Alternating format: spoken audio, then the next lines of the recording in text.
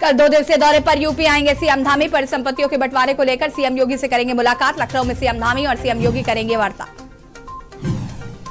भाजपा राष्ट्रीय अध्यक्ष जेपी नड्डा ने बाबा साहब की प्रतिमा पर किया माल्यार्पण। सीएम धामी भी रहे मौजूद। बंगाली समाज के प्रबुद्धजनों से नड्डा करेंगे संवाद। आज से 2 दिन उत्तराखंड में रहेंगे दिल्ली के उप मुख्यमंत्री मनीष सिसोदिया। देवभूमि बिजनेस डायलॉग में ट्रेडर्स के साथ करेंगे बैठक। साथ ही कार्यकर्ताओं को देंगे जीत का मंत्र। आज से शुरू होगी बद्रीनाथ धाम के कपाट बंद होने की प्रक्रिया। 20 नवंबर को शीतकालीन के लिए बंद हो जाएंगे कपाट। बढ़ चढ़कर श्रद्धालु कर रहे दर्शन। उत्तराखंड के 4 जिलों में बढ़ी डेंगू मरीजों की संख्या। राज्य के 4 मैदानी जिलों में 683 पहुंचा मरीजों का आंकड़ा। सिर्फ हरिद्वार जिले में अब तक 561 डेंगू मरीज। उत्तराखंड में टीकाकरण मामले में पिछड़े ज्यादा आबादी वाले क्षेत्र। 100% आबादी को दिसंबर तक दोनों डोज देने का लक्ष्य। बड़े जिलों में धीमा पड़ा अभियान। आप देख रहे हैं के न्यूज, खबरों का सारथी। नमस्कार, खबर उत्तराखंड में आप सभी का स्वागत है। उत्तराखंड की खबरों का रुख करेंगे, लेकिन उससे पहले आपको ले चलते हैं यूपी, जहां पर अपर मुख्य सचिव गृह अवनीश अवस्थी क्या कुछ कह रहे हैं। ये तो पूरी व्यवस्था हमारी पुलिस और प्रशासन की है। सभी व्यवस्था की जा रही है। प्रधानमंत्री जी आ रहे हैं तो निश्चय ही जो है ये जो एयर शो है ये भी एक एडेड अट्रैक्शन है कि पहली बार प्रधानमंत्री जी जो है इस तरह की एयर स्ट्रिप पे वो खुद लैंड करेंगे और फिर एयर शो का भी अवलोकन करेंगे। Thank you sir. और आपको बता दें कि आज पूर्वांचल एक्सप्रेस वे का उद्घाटन करने के लिए प्रधानमंत्री नरेंद्र मोदी आ रहे हैं और उसकी तैयारियों का जायजा लेने के लिए अवनीश अवस्थी पहुंचे हुए। उन्होंने बताया कि एयर शो भी यहां पर आयोजित किया जाएगा और ये काफी लोगों के लिए भी उत्साहित है। और अब बात करेंगे रुद्रपुर से। खबर है जहां पर बीजेपी राष्ट्रीय अध्यक्ष जेपी नड्डा का कार्यक्रम। नड्डा ने की लोकतंत्र सेनानियों से मुलाकात। नड्डा ने लोकतंत्र सेनानियों से मुलाकात की है। कलेक्ट्रेट में शहीद उधम सिंह की मूर्ति का किया माल्यार्पण। जेपी नड्डा के साथ सीएम धामी भी रहे उपस्थित।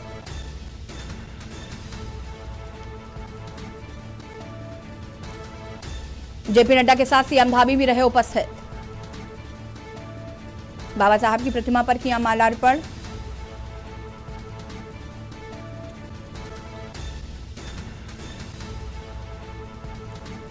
नड्डा ने की लोकतंत्र सेनानियों से मुलाकात। कलेक्ट्रेट पे शहीद उधम सिंह की मूर्ति का किया माल्यार्पण।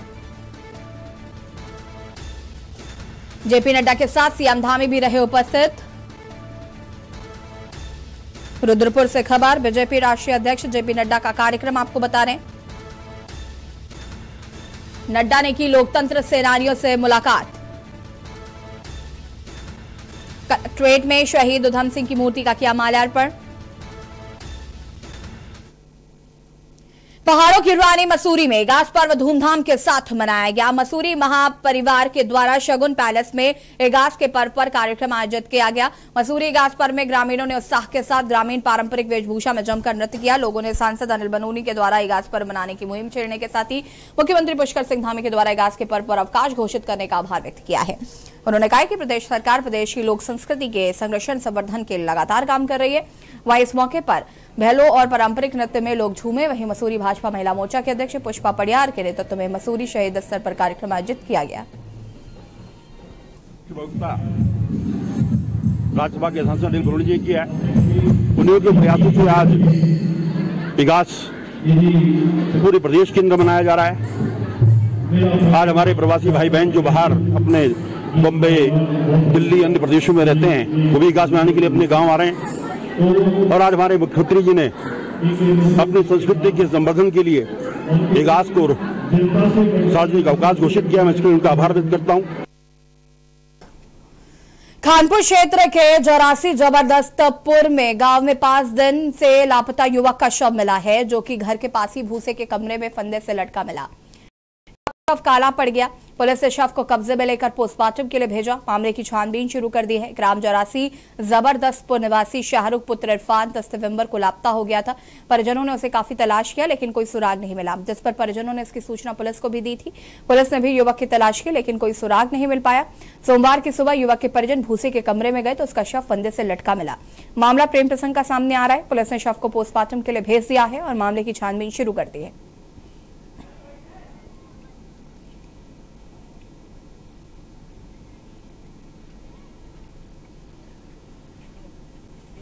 रोटी खाता हुआ गया 9 बजे इस पर फोन करा, इतना कहा मैं गाड़ी भर रहा क्या करता था?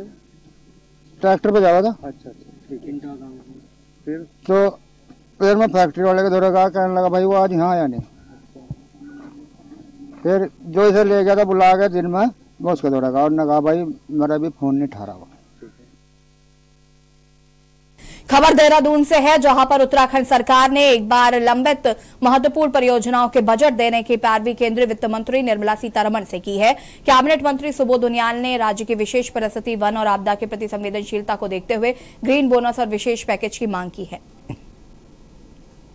केंद्रीय वित्त मंत्री निर्मला सीतारमण के विभिन्न राज्यों के मुख्यमंत्रियों और मंत्रियों के साथ वीडियो कॉन्फ्रेंसिंग के माध्यम से बैठक में कैबिनेट मंत्री सुबोध उनियाल गामा ने शिरकत की। इस मौके पर सचिवालय में विभिन्न अधिकारी भी मौजूद रहे। कैबिनेट मंत्री सुबोध उनियाल ने बैठक में बताया कि राज्य में जल विद्युत उत्पादन की अपार संभावनाएं हैं। जल विद्युत परियोजनाएं ऊर्जा सुरक्षा, सौर व पवन ऊर्जा के बैलेंसिंग ग्रिड सुरक्षा के लिए अति आवश्यक है। पैदा कर सके कि पलायन रुके। हमने एक और भारत सरकार ठीक किया, क्योंकि हमारे राज्य का इकोसिस्टम सर्विसेज में पर्यावरणीय दृष्टि से हमारे राज्य का बहुत महत्वपूर्ण योगदान है। देश को बहुत महत्वपूर्ण योगदान हमारा राज्य दे रहा है। ऐसी स्थिति में बहुत समय से ये कहा गया है कि जो इंटर स्टेट आवंटन होता है भारत सरकार की ओर से वित्तीय संसाधनों का, उसमें इस फैक्टर को भी शामिल किया जाना चाहिए। और जब तक यह प्रणाली अस्तित्व में नहीं आती, तब तक ग्रीन बोनस के तौर पर हमारे राज्य को प्रोत्साहन देने हेतु कुछ न कुछ धनराशि का प्रावधान किया जाए, जिससे कि राज्य अपनी आवश्यकताओं को पूरा कर सके। और केंद्र सरकार ने जो पिछले 5 वर्षों में हमें हर क्षेत्र में जो मदद की है, उसके लिए केंद्र सरकार का आभार प्रकट करते हुए मैंने उनको धन्यवाद दिया। बढ़ती महंगाई को लेकर कांग्रेस सेवा दल के कार्यकर्ताओं ने मंगलौर बस स्टैंड में केंद्र सरकार का पुतला फूका और विरोध प्रदर्शन किया। वहीं कांग्रेस से भाजपा सरकार पर जनता को लूटने का आरोप लगाया है।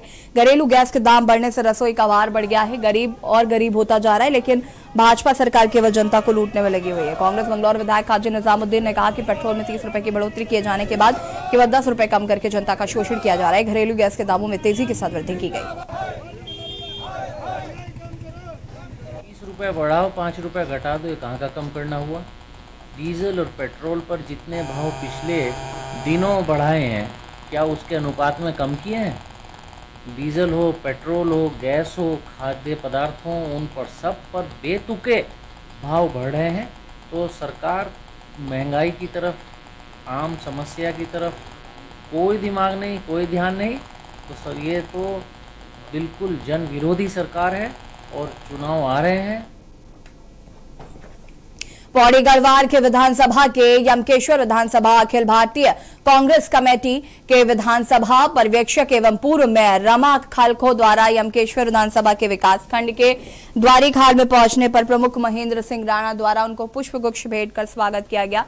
विकास खंड में पहुंचने पर राम खलका द्वारा कांग्रेस के नेताओं की बैठक की गई और आगामी विधानसभा चुनाव के लिए कार्यकर्ताओं का मार्गदर्शन किया गया। इस अवसर पर रमा खालको द्वारा द्वारीखाल के ब्लॉक प्रमुख महेंद्र राणा के द्वारा कराए गए विभिन्न जनहित के विकास कार्यों की तारीफ की गई तथा डांडा मंडी स्थित मंच एवं संस्कृति भवन का निरीक्षण किया गया।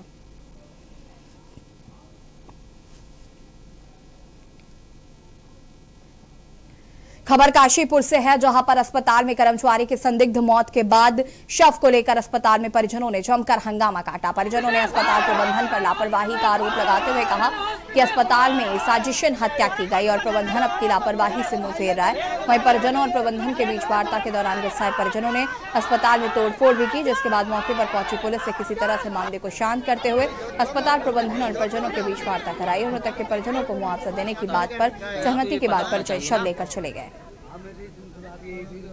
बच्चों का हम देख रहेंगे, बच्चों को सोचेंगे, हम इनके भविष्य के बारे में सोचेंगे। ये पुराना स्टाफ था, वो तो हमें भी पता है। मैंने कहा जब पुराना स्टाफ था ऐसा घटनाएं क्यों हुई ऐसी, और वो भी इतनी भयंकर घटना हुई।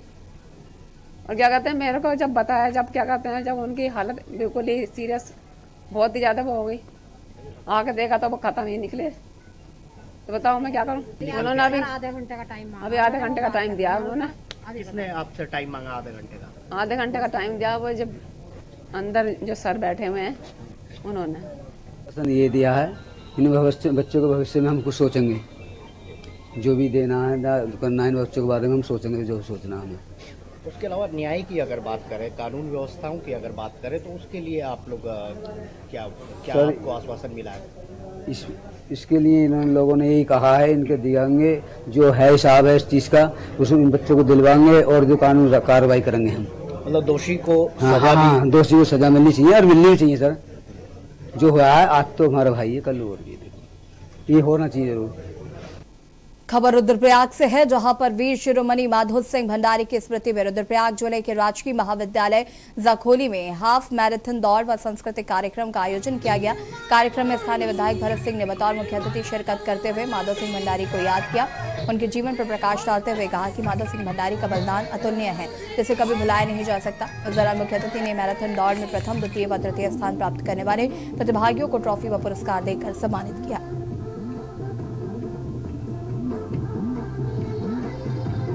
देखिए, वीर माधो सिंह भंडारी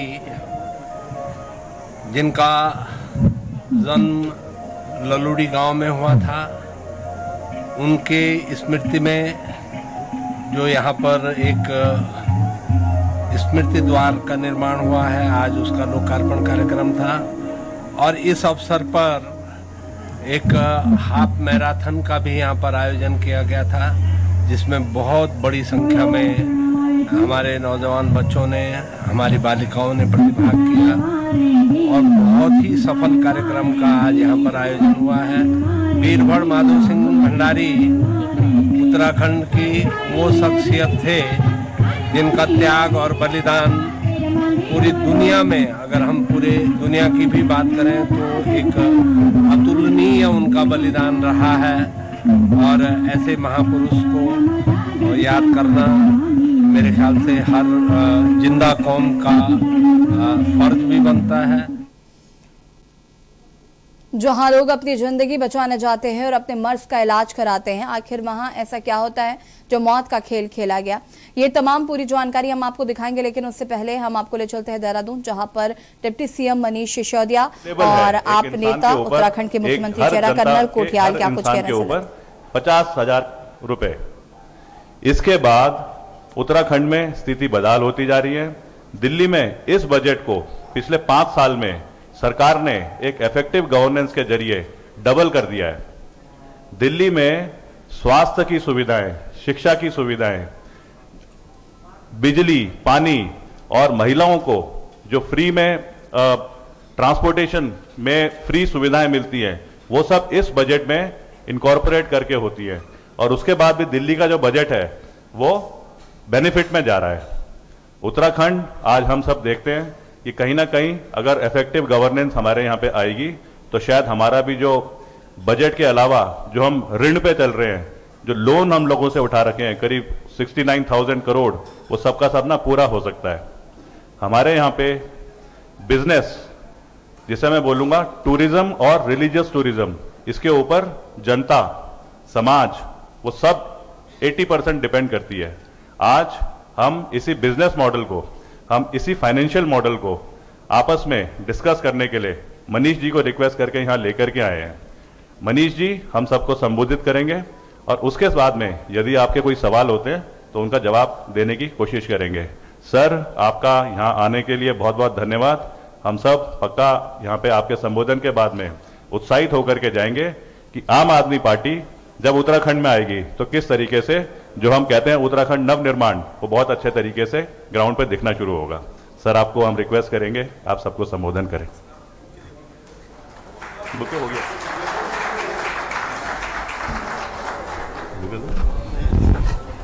सभी मीडिया के साथियों से निवेदन है, कृपया एक बार आप सब लोग सीट ले लीजिए।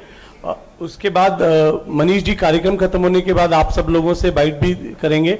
पीछे जो हमारे व्यापारी साथी आए हुए हैं उनको देखने में, सुनने में परेशानी होगी।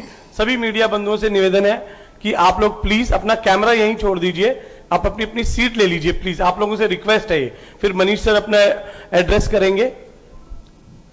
प्लीज अमित जी एक बार आप देखिएगा, यहीं बैठ जाइए आप लोग, कोई दिक्कत नहीं है।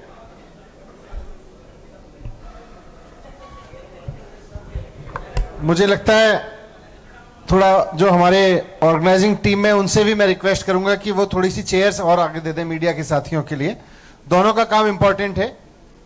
कुछ चेयर्स की आगे व्यवस्था कर दें ताकि बैठ जाएं। और जो वीडियो जर्नलिस्ट हैं, उनकी मैं मजबूरी समझ सकता हूं कि उनको काफी समय तक कैमरा को ध्यान रखना पड़ेगा, लेकिन स्टिल जर्नलिस्ट, स्टिल फोटोग्राफर से तो मेरी रिक्वेस्ट है कि फोटो ले लो, अगले 1 आध घंटे तो ऐसी शक्ल रहेगी उसके बाद।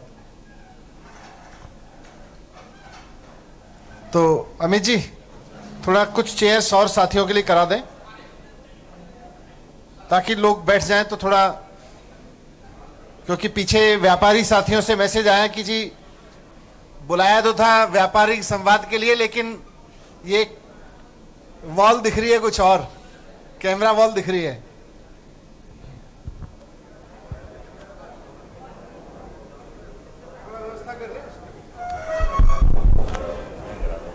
हाँ।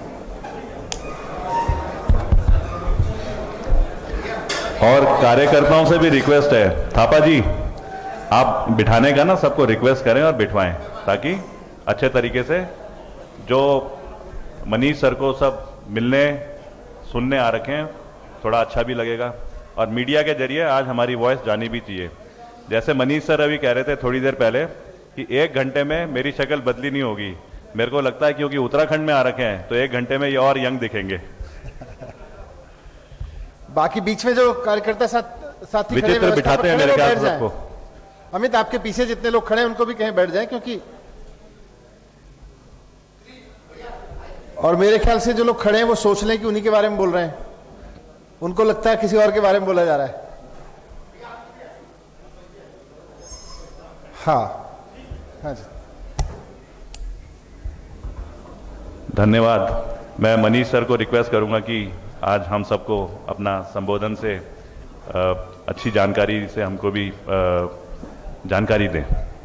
बहुत बहुत धन्यवाद आदरणीय कोटियाल जी, कर्नल साहब।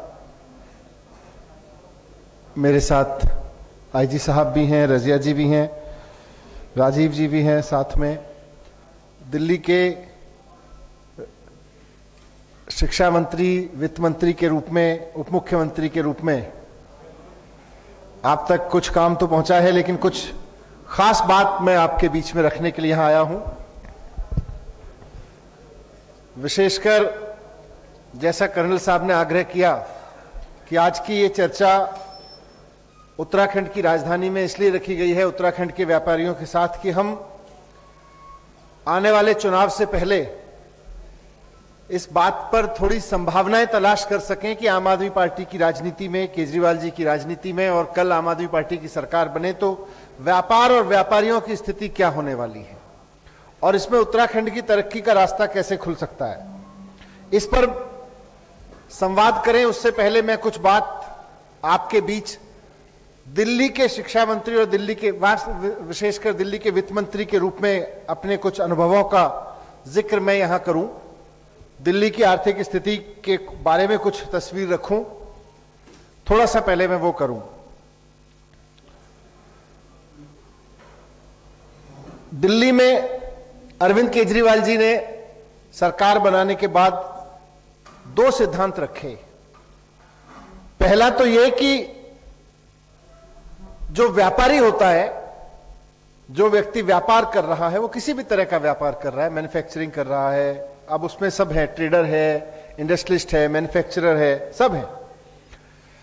तो जो व्यापार है, व्यापारी कर रहा है, व्यापार करने वाला जो व्यक्ति है वो केवल अपनी तरक्की में नहीं बल्कि पूरे प्रदेश की तरक्की में भागीदार होता है। इसको वो आधार मान के चलते हैं मुख्यमंत्री जी। और दूसरा उनका सिद्धांत है कि व्यापार करना व्यापारी का काम है, सरकार का काम नहीं है। सरकार का काम केवल सरकार चलाना है। व्यापारी के हिस्से में व्यापार करने देना चाहिए, सरकार को व्यापार करने के तामझाम में नहीं उलझना चाहिए। 2 सिद्धांत लेके अरविंद केजरीवाल जी चलते हैं, उनकी राजनीति का ये मूल सिद्धांत है। और इसी सिद्धांत पे चलते हुए आपको याद होगा कि 2013 में 49 डेज के लिए अरविंद केजरीवाल जी के नेतृत्व में आम आदमी पार्टी की सरकार बनी। उसमें चाहे अनचाहे, जिस तरह से ईमानदारी से काम होना शुरू हुआ, उसमें चाहे अनचाहे कुछ घटनाक्रम इस तरह का रहा जाने अनजाने में कि अरविंद केजरीवाल जी ने मुख्यमंत्री बनते ही ऐलान किया कि दिल्ली में कहीं भी कोई किसी से रिश्वत मांगे आम आदमी से, किसी व्यापारी से, किसी से भी कोई सरकारी कर्मचारी रिश्वत मांगे, किसी ठेकेदार से कोई रिश्वत मांगे, वो फलाने फोन नंबर पे फोन करके भेज दो, उसकी मोबाइल पे रिकॉर्डिंग कर लेना और उसको, उस अफसर को हम ठीक कर देंगे। 29 अधिकारी जिनके खिलाफ पुख्ता कंप्लेंट व्यापारियों की तरफ से आई, लोगों की तरफ से आई, उन पे 49 डेज के अंदर पहले 2-3 हफ्ते में ही एक्शन ले लिया गया और उसका नतीजा यह हुआ कि व्यापारी वर्ग का काम आसान होता चला गया। फिर मुख्यमंत्री जी ने दिल्ली के व्यापारियों के साथ एक बैठक की कि भाई बताओ, क्या चुनाव से पहले भी करते रहते थे और वो मांगे आती रहती थी, बताओ भाई अब सरकार बन गई है क्या करें। तो व्यापारी वर्ग के पास से सबसे पहले डिमांड आई कि जी, और यहाँ पर आपने दिल्ली के डिप्टी सीएम मनीष सिसोदिया को सुन रहे थे आप, और उनके साथ कर्नल अजय कोठियाल भी मौजूद है, जो कि उत्तराखंड में आप आम आदमी पार्टी की तरफ से मुख्यमंत्री का चेहरा है। 2022 में चुनाव होने हैं और तमाम जो नेता हैं वो एक एक करके अब उत्तराखंड आ रहे हैं, जहां लोग अपनी जिंदगी बचाने जाते हैं और अपनी मर्ज का इलाज कराते हैं। आखिर वहां ऐसा क्या हुआ जो मौत का खेल खेला गया? कैसे प्रतिबंधित दवाई अस्पताल के अंदर आई और कैसे अस्पताल के ही कर्मचारी की संदिग्ध हालत में प्रतिबंधित इंजेक्शन लगने से मौत हुई? ऐसे कई सवाल उजाला अस्पताल की कार्यशैली पर सवाल उठा रहे हैं। मौत का रहस्य सुलझाने में पुलिस फिलहाल लगी हुई है, लेकिन उससे पहले रिपोर्ट देखें।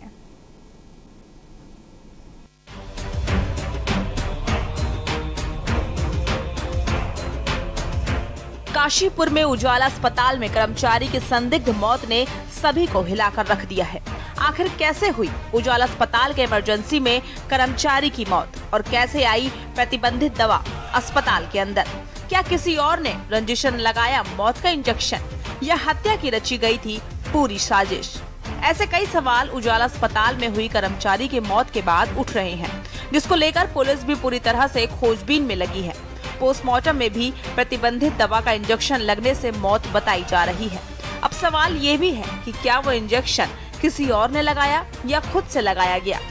तो ये तो कोई साजिश लग रही है फिलहाल इसमें। अगर कुछ भी अगर इनके साथ होता, अगर वहाँ भी मार कुटवाई भी होती है, अगर हम अभी बता रहे सब कि हमें 1 घंटा हो गया ढूंढते उसमें। 1 घंटे के बाद हमें पता चला कि जब इन्होंने यहाँ सीधा फोड़कर निकाला, अगर 1 घंटा देर में निकाला तो हाँ ब्लड इतना कम क्यों है और यहाँ इतना ज्यादा क्यों है, ये बताओ सर आप। है यहाँ देखो आप, बिल्कुल भी दिखाई दे रहा है, सब कुछ दिखाई दे रहा है। तो ये स्टाफ वालों से पूछो तो वो कोई पूरी बात बता कर नहीं दे रहा, गार्ड से पूछो तो कोई पूरी बात बता कर नहीं दे रहा। नहीं, इसमें सीसीटीवी कैमरे हैं, अब क्या पता चलेगा कि क्या चीज हुआ इनके साथ, क्या नहीं हुआ, कैसे पता चलेगा? इसने कहा है देखो आप, पोस्टमार्टम होगा इनका, फिर डीआर होगा वहाँ देहरादून, वहाँ से होकर जब उसके बाद वो कह रहे हैं उसके बाद बताएंगे कि क्या कार्रवाई होगी। बहरहाल ये तो पुलिस की जांच का विषय है, पर फिलहाल परिजनों ने इस मौत पर हत्या की आशंका जताकर उजाला अस्पताल की मुश्किलें बढ़ा दी हैं। जबकि पुलिस भी इस बात को मान रही है कि प्रतिबंधित इंजेक्शन से कर्मचारी की मौत हुई है, जो अस्पताल में कैसे आई या कैसे लगाई गई, इसको लेकर पुलिस खोजबीन कर रही है। यही नहीं, मौत की वास्तविक कारणों को जानने के लिए भी पुलिस ने अपनी तफ्तीश शुरू कर दी है, जिसका जल्द ही पुलिस खुलासा करने की बात कह रही है। उजाला हॉस्पिटल का एक कर्मचारी संदिग्ध अवस्था में हॉस्पिटल के एक कमरे में और वॉशरूम में मृत अवस्था में पाया गया। पुलिस द्वारा मौका मुआयना करके, पंचनामा करके बॉडी पोस्टमार्टम हेतु भेज दी गई है। मेरे द्वारा भी मौका मुआयना किया गया। जो दवाई वहाँ के डॉक्टर से बातचीत करने पे पता चला, जो दवाई सस्पेक्टेड है कि जिससे उसकी मृत्यु हुई, जिस इंजेक्शन से, वो प्रतिबंधित दवाई है। अब जांच में ये भी जांच की जाएगी कि उस हॉस्पिटल में वो प्रतिबंधित दवाई कैसे आई, उस व्यक्ति के हाथ में कैसे आई, और उसकी मृत्यु का असली कारण भी पोस्टमार्टम के पश्चात ही पता चला। मौत का सामान आखिर कैसे जुटाया गया उजाला अस्पताल में? जहां लोगों को जीवन दिया जाता है, वहां आखिर ऐसा क्या हुआ जो मौत का खेल खेला गया? अस्पताल की इमरजेंसी में हुई कर्मचारी की मौत से मचे हड़कंप से पुलिस भी सख्ते में है। फिलहाल पुलिस पोस्टमार्टम की बारीकी को ध्यान में रखकर अपनी मौत के कारणों को जुटाने में लगी है। देखना होगा कि आखिर इस मौत का कौन सा रहस्य खुलकर सामने आता है। के न्यूज इंडिया के लिए काशीपुर से अजहर मलिक की रिपोर्ट। फिलहाल देखना होगा कि पुलिस इस पूरे मामले में क्या कुछ जानकारी जुटा पाती है और क्या कुछ कार्रवाई होती है। फिलहाल खबर उत्तराखंड में इतना ही। देखते रहिए के न्यूज इंडिया। नमस्कार।